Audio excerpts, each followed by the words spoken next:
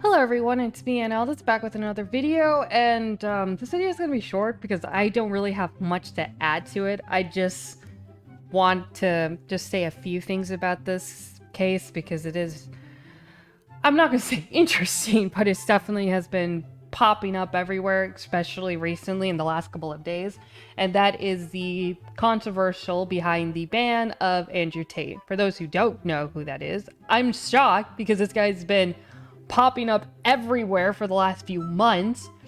Andrew Tate is a former boxer. He also was a prodigy in chess when he was a child, but currently is an influencer on almost all platforms, or was until he got banned off of all platforms. I think he pretty much was. I think YouTube just banned him too a couple days ago from when I'm recording this. Not entirely sure, and I really don't want to check. But Andrew Tate had made his appearance or started gaining his notoriety back in 2016 when he made an appearance on the show Big Brother. But then it came out about some of his tweets that he made that were homophobic and degraded women a lot. But what promptly got him kicked out of the show after 6 days of production was a video was released of supposedly him beating a woman up and then him being kicked off the show. From there, he would go on social media and then start making his notoriety from that. He's just known for just making shitty takes like this. I don't believe in depression. Don't message me about depression because I don't believe in it. If you're asleep in your bed in the middle of the night and you hear a noise and you believe in ghosts, now you're afraid. But if you don't believe in ghosts, I don't think most women can actually genuinely understand how lonely the majority of men are. Yeah. And you need to truly understand, if you're Joe Schmo, average in nearly every way, in Starbucks working, you ain't getting a DM ever. You girls will never be lonely. As much as you might be unhappy with the possible suitors, you can at least fuck about children. Anyway, you're all losers. We've discussed this before. I'm the king of the world. Hold on, though. Have you had a serious relationship? I have many concurrent serious relationships as we speak. Are you poly? No, because that means they can talk to other dudes. That's fucking haram. That's atrocious. That's disgusting. Yeah. So he's pretty much just a laughingstock. Also, it is believed that he's running an LMN scheme from a supposed university that's supposed to help people become rich like him. But it's literally like a pyramid scheme. I just literally made a video on that not too long ago too. Part 2 is coming up soon. You should totally subscribe so you can see it because it's probably going to be somewhat cool or decent.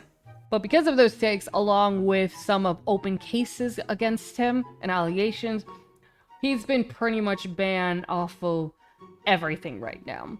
I believe back in April, it was his house got raided in Romania, believing that he might have been human trafficking,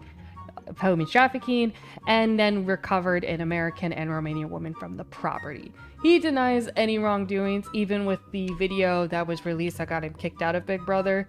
He said it was a great friend that was consensual, that everything they did was consensual, though nothing I can't confirm nor deny. I think I want to believe the guy, but from the way he views women, it's just really hard to believe anything that comes out of this guy's mouth. But I think some big topics that I've actually been hearing is that there are some people that believe that he should have not been banned. Not because they agree with him, but simply because despite the ongoing investigations going on, that anything he said was not actually like physically hurting someone. Basically, the argument is that he's being banned for stating his opinion, and that's not okay, especially since a lot of things he's said were no different than a lot of other people saying things that haven't been banned yet. I will say the consistency of reasons of why people get banned don't really pursue, or they don't stay consistent at all. But I don't know if this is the person you should choose to fight for the banning process for all platforms, but that's just me. I'm surprised it took this long for him to be banned. I'm honestly shocked that he wasn't banned sooner than when he actually was. I think the lesson that anyone can take from this guy is that just because you're rich doesn't mean you're worth anything, and doesn't mean that people are obligated or will listen to you. Things he's said that I can agree with that are pretty basic common sense terms, but overall this guy just really seems to hate women, really seems to have a lot of insecurity about himself and other people that aren't rich. But overall, you know, I think the ban was deserved. I'm a huge, because I am a huge supporter of free speech. I believe anyone can say anything they want. However, freedom of speech does not exempt you from freedom of reaction and punishment. We have to remember that these social media sites are owned by private companies. And just like any private company, they have the right to kick you out for whatever reason. Is it right morally? Morally? Am I saying that word right? Probably not.